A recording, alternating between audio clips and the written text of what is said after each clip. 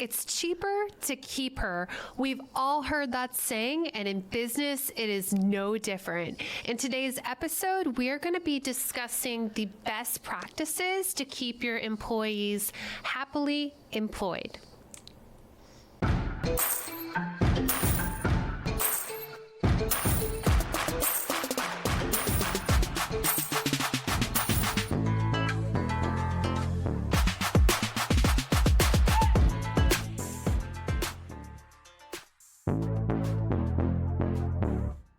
Lady bosses, are you working even after putting the kids to bed but still not getting results? Are you tired of spending money on ads that aren't getting engagement? Do you feel burdened that you aren't fulfilling your purpose in life because you are so consumed with work? I'm your host, Brooke Bolts. I'm an attorney and founder of Bolts Legal. I started my business and in 1 year was bringing in 7 figures and am now bringing in multi-7 figures. And I'm your co-host, Rachel Bolts, owner of Bolts Media. I've helped many businesses build their online presence and increase their revenue through digital marketing. Want to hear how we did it? We are here to help you achieve your goals personally, professionally, and spiritually. So kick off your high heels, sit back, and let's ignite that passion. We're Miss Biz, where we're putting the Miss in biz. Let's get biz done.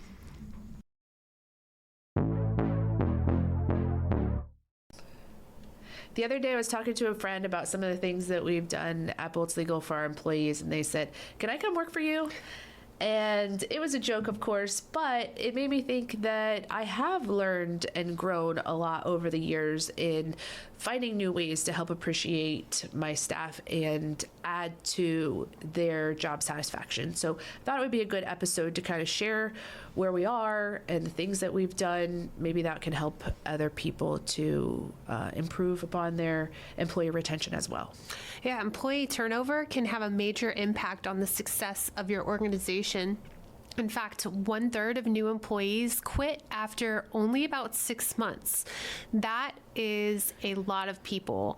And it costs an employer an average of 33% of an employee's yearly salary for their exit. And that's not including the time that it takes to restructure tasks or the excessive time that you're, as a business owner, maybe performing some of these tasks yourself. At the law firm I used to work at, they would tell us that an attorney did not become profitable for the firm until they had been there for, I think it was 2 or 3 years. Wow. And so if 1/3 of the employees, according to that study, are leaving after 6 months, that is a huge loss of profitability because they're never making it to the point where they actually become profitable for the firm. And a study found that 75% of the reasons that people leave could be prevented. So this is where we have to constantly be looking at ourselves, and not just in our personal development, not just in the business efficiency, but looking at the satisfaction of our employees and how we can always be trying to improve their lives as well.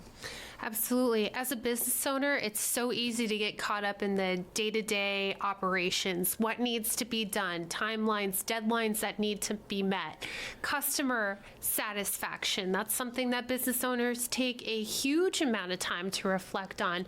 But really being able to look at your employees' satisfaction is going to be something that can either make or break your business. And one of the most common reasons employees leave their jobs is because they feel like they're not being challenged at work. I was surprised to read that because I've never heard that before. I've heard other reasons that were common for people to leave their jobs, but when I thought back in my own experience, there have been jobs that I've left because I was bored or I wasn't feeling like I was challenged. In fact, when I decided to go to law school, a big part of that reason was because I was working at a government job that I didn't feel like I was being challenged in the long term, and I didn't feel like I had a lot of room to move up because things were based on seniority and I was the lowest in seniority, and it just felt like it was going to be such a long time before I could ever move up, and I just really wasn't being challenged to to my fullest capability and felt like I was going to be bored if I stayed there too long. Yeah, I mean, that makes a lot of sense. We've all heard people say, oh, I was stuck in a dead end job. That means it wasn't going anywhere. But I've also heard that people leave their jobs because they're not trained well enough, or because, the pay just isn't worth the amount of work, in their opinion. So in today's episode, we're going to be discussing some different ways that you can help improve employee retention.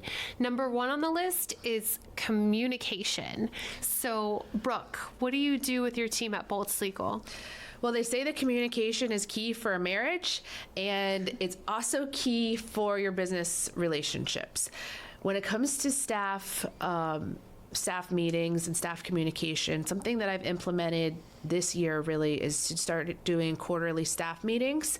And the staff meetings are not just me presenting, they are giving everybody an opportunity to share what their recommendations are and ways that they think that we can improve. So opening up that line of communication in the staff meeting has proven to be valuable, and I recognized that when I did the individual staff meetings at the end of the year, and I asked them, how could we improve? Do you have any ideas or recommendations for us? And they said, oh, I already discussed it at the staff meeting. So that was an indication to me that the staff meetings were valuable because we already had taken note of their recommendations and already started implementing processes and procedures to improve upon those things. But the individual meetings are equally important because you need to be asking your staff on a regular basis, what are your goals personally? Where do you want to be in a year, 3 years, 5 years? Because if they can see that vision of where they are and where they're going and know that you are there to support them along the way, they are much more likely to stay long term because they feel like they are working to achieve that goal. Absolutely. And you're going to learn a lot more about them in those individualized meetings and figure out, okay, well, what can I do to help them learn the things that they want to learn, or incorporate some of the tasks that they really do enjoy doing. One thing that I really like to do with my team is I like to take them out to dinner, something very informal, and it's us just really talking about life. And I can kind of pick up from all of the senses, are they overwhelmed? Because a lot of times I feel like if I have those individualized meetings, or if I, pick up the phone and call them, a lot of times that they tell me that they want to hear things that I want to hear. Like, yes, I'll take on more work. But when I have a meeting, or not a meeting, when I have dinner with them, I can really find out what's going on in their life. They open up a lot. And then I can see, okay, well, they are under a lot of stress. So maybe, I shouldn't hand them over, 5 new clients, or maybe we should divvy up the work a little bit differently, until they get through this rough period in their life. So I really enjoy the dinners because I feel like it's more relaxed, and I feel like it's more relationship building as well versus just centered around work. You can also do anonymous surveys that you send out through Google to allow people to express their feedback on their job satisfaction, and that can give you an idea of how they really feel if you think that they're not going to be fully forthcoming in a face-to-face meeting. One of the success stories that I have from an individual meeting is one of my employees expressed to me in an individual meeting that she wanted to work to be in a managerial or supervisory position. And I didn't know that before the meeting. And so I was able to tell her in that meeting, well, here's what I look for to see that someone is ready to take on that type of role. And it really is that they're kind of doing it already. In other words, you're already a go-to person for the other staff. When they have a question, they already naturally go to you because they see you as someone who is not only knowledgeable, but open and willing to help. And so when I gave her that feedback, she really took it to heart, because before that, she was kind of a more introverted person. She had her one or two friends in the office that she tended to navigate towards. But for the general people in the firm, I don't know that everybody saw her as a go-to person back a year or two ago. But when I gave her that feedback, she really took it to heart and started making herself available to help other people. And so much so that in the next quarter, it was either the next quarter or one after that, she was voted as Employee of the Quarter by the employees. And the reason that they wrote on their nomination form was that she is always willing to help, that she goes and above and beyond to help me. And I was just so touched by the fact that she received that feedback, implemented it, improved upon herself, and then it was evident to all of the employees when they nominated her for that role. Absolutely. Well, you took the time to invest in her, because not only did you hear what she wanted to do or what her future goals were, but you also took the time to help guide her so that those goals would be obtainable. And in fact, one survey found that 94% would stay at their current employer if they had invested in their long-term learning. If you enjoy the Miss Biz podcast but still have questions or need advice, we have some exciting news for you. Join us for Miss Biz Connects. Miss Biz Connects is a weekly 1-hour Zoom call on Fridays at 10 a.m. Eastern Standard Time. This is 1 hour each week dedicated to you. We want to meet you and put our brains together to help you grow personally, professionally, and spiritually. To access the meeting link, visit us on our social media pages at Miss Biz Podcast, or send us an email to missbizpod@gmail.com. Join us this Friday and let's grow the Miss Biz Nation. Yes, long-term learning, I think, is something that we all value. That's why we read personal development books. That's why we go to conferences. That's why we go to church on Sundays, because we want to be learning new things all the time and improving. And so if your employees feel as though they are learning and growing in their positions at the company, that will add to their job satisfaction. And some ways that you can do that. And Rachel, I think, do you have an employee or a client of yours who invests in people in their long-term learning? Yes. So I have a client that owns a med spa, and one of their injectors is always going to do different training. So it could be filler training or Botox training or training on different lasers or skincare routines. But that employer also has, some sort of agreement to where they will continue to work for them for X amount of time, or they will have to pay back all of that training and the costs associated with that. But that's great to give people the opportunity to continue to learn at the expense of the employer so that they can keep benefiting the company through that additional knowledge. And I've done the same thing in terms of helping people to get their paralegal certifications. I generally pay for that, not for their actual college education, but for the certification itself. I've had different people come in and give trainings to the staff that I pay for as well. And so just continuing to invest in their learning is something that people really value. Yep. Well, you show your employees that you care about them, because there are certain things that you don't necessarily have to do, but you are doing because you want to help them be the best version of themselves. Number 2 on the list, so we talked about communication as number 1. Number 2 is recognition. And when an employee does not feel valued at work, 75% will look for another job opportunity. And I've heard before that people will work harder for a title than they will for money. What do you think about that? I tend to believe that that's true. I know when I was a teacher, I had worked with another young lady who was like, her title was a word processor. And she was really upset about that because she did so many other things other than, type up memos. She was paying bills, she was ordering supplies. So she fought hard to have that title that kind of encompassed everything that she already was doing. I agree with this too. When I worked at the large law firm in the past, it was very important to me to achieve the title of partner.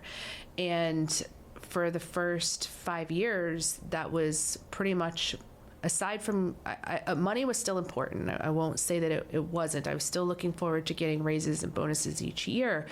But very close in line with that was achieving the title of partner. I wanted very much so to reach that accomplishment, and I was very focused on it, and it meant a lot to me. Yeah, well, when I was a teacher, all of the teachers had the same title. So there wasn't a mobility instructor, AT instructor, or what I was doing, teaching business. We were all senior rehabilitation specialist blind, which was kind of a weird title. And I do think that some people had a problem with that, especially some of the highly specialized mobility instructors. They have to go through a lot of training and a lot of certifications in order to teach blind people how to cross an intersection without getting hit. So I do think that having a inclusive job title that gives recognition to maybe all of the various roles that person is doing is something that can help improve employee retention. So the moral of the story is look at your employees, look what their titles are, and see, especially the ones who are going above and beyond, see if you can beef that title up a little bit. It will go a long way. An example of this is I had a couple of legal assistants who were really doing more than just the title reflected. They were going above and beyond, and so I changed their title to assistant case manager. They're not fully case managers, but they were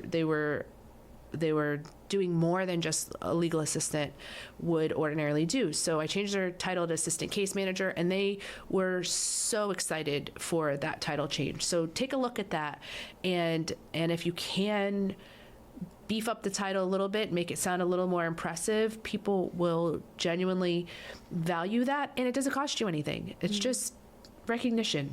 Yep. A little bit of recognition goes a long way. Another thing that you can do as an employer, or as an employer, is you can offer employee of the quarter or employee of the month. I know when I was a teacher, they had something called the Golden Ladder Award, which happened like on a quarterly basis. And basically it would be, there would be like this little poem or something that came with it. And it said, you climb the next stair up the employee ladder or something like that. And we got a little gold ladder. But Brooke, what do you do at Bold Seagull? We do employee of the quarter. That's something that I've just started in the last maybe year and a half.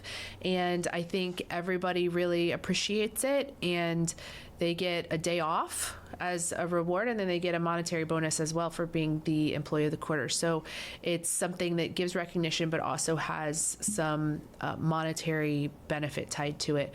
We also do end of the year Christmas parties. So the recognition is really twofold. It's recognizing people on an individual basis when they do well, and it's also recognizing all the staff in general for the hard work that they put in every year.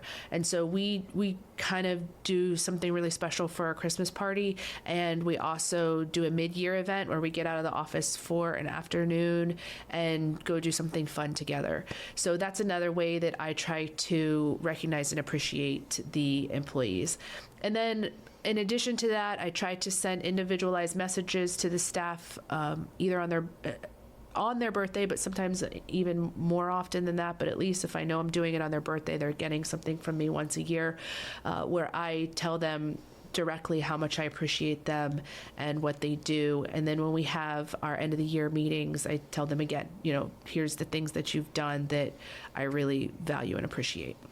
Yeah, so for me, because my team is a lot smaller, whenever I send their checks for the month, I always write a little note in with their check, and I'm very specific about something that I really appreciated that they did that month, whether it was a new way of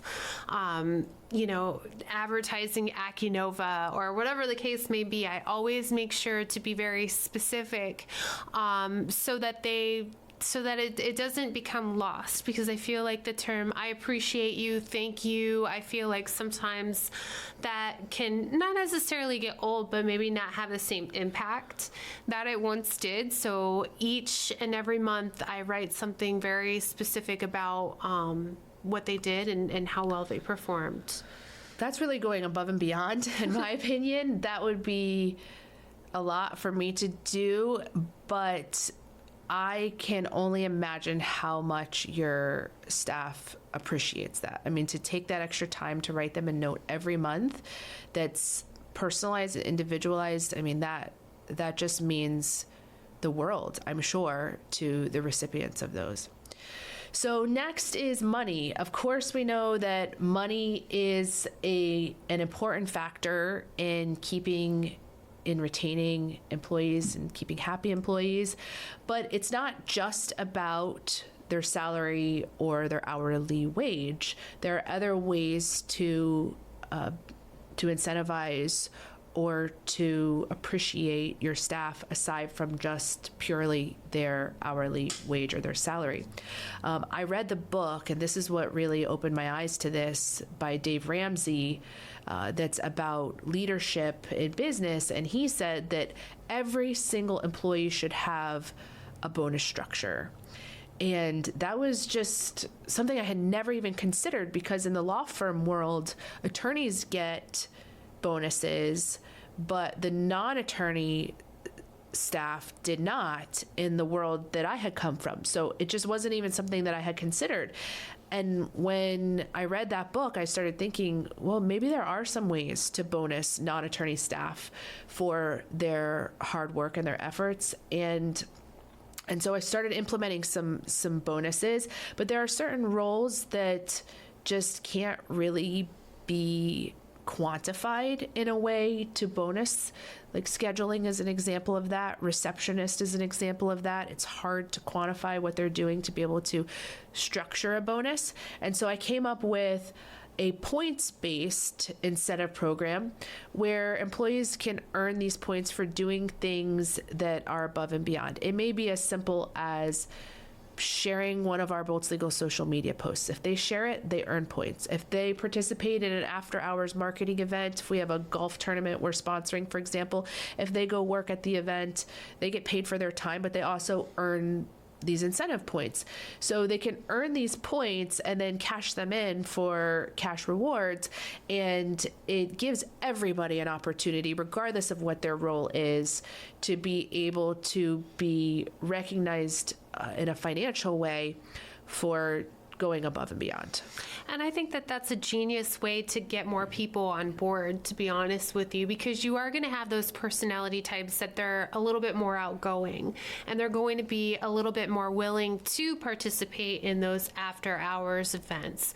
But by offering an incentive for them to do it, then, you're going to get more participation that way, versus if you're just like, I'll pay you, time and a half just to do this. Not only do they get time and a half, but then they also get to work towards earning these points that they can cash in, so that they can get something that maybe they have really wanted but wouldn't necessarily spend their own money on having.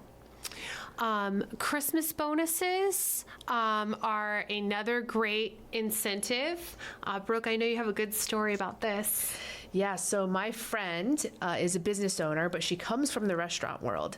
And so as a restaurant employee and manager in her past, she never earned Christmas bonuses. So now as an employer, she owns a very successful screen printing business. I said, are you paying Christmas bonuses to your employees? This is the first year she's had employees who were non-family members. And she was like, what? I never got a Christmas bonus. And I recognize that mentality that we have a lot of times is, well, I never got that. Why should I give that? And I struggle with that mentality too, in other ways. And so we had a discussion and I was like, you got to do it. You got to give a Christmas bonus. And so she talked with the other leaders in the company and they voted to do it, and they voted on an amount to give, and then she did. She gave the Christmas bonus, and I said, how did it go? And she said, the employees were over the moon, so appreciative. And I said, how did that make you feel? And she said, it made me feel so great. I wish I would have given him more. And so I share that story because it is painful to give. Sometimes December for me is always a painful month to give out so many Christmas bonuses in one foul swoop. It's like doubling or even more my wages that I pay in that month. It is painful to do, but the appreciation that comes on the other side of it and the good feeling you get from helping people really is rewarding and is worthwhile. And I just think about when I was an employee living paycheck to paycheck, even as an attorney making a multi-six-figure income, I still was living paycheck to paycheck because I had so much debt and so many bills that I didn't have any extra money to pay for Christmas gifts. I just didn't. And so if it wasn't for the Christmas bonus that I earned every year, that's what I relied on to be able to buy Christmas gifts for my family. And so I have that same mentality when it comes to my employees, that I don't want them to be in that position where they can't afford to buy Christmas gifts for their family. Yeah, I think it can make a huge difference, especially if that employee is coming from a job where they didn't necessarily have that kind of treatment before. It can really leave a lasting impact and help them to have a better Christmas for their family too.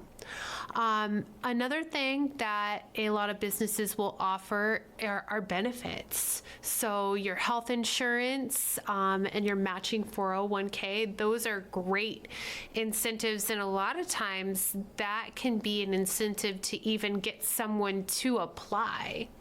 Yeah, the health insurance benefits are really important to some people, especially if they have like a medication that they rely on from month to month. They care very much about that. So what I found to be the industry standard in my business is that the employer pays 50% of the employee's health insurance. So I go a little bit above that. I pay 75% of the employee's health insurance, but if they have dependents, they pay 100% of that, which I think is also standard in the industry. So this is a benefit that I didn't always have when we were smaller, and we're still not a huge firm. We're about 15 to 18 people. I didn't always have that benefit, but when I added it in, I definitely know that it has been very much appreciated by the staff, particularly those who have medical needs or medications that they use on a regular basis. Absolutely. Next on the list is work-life balance. So this is something that's very important. Making sure that you are giving your employees a chance to enjoy their life outside of work. And one way that Brooke does that is by offering personal time off. Yes. The paid time off, we do 3 weeks of paid time off per year, and that I think is within the standard, maybe even a little higher than the standard. I know of some firms that only do 1 week or some that do 2 weeks, but 3 weeks I think is a fair amount. And that is all inclusive for sick leave, vacation leave, everything.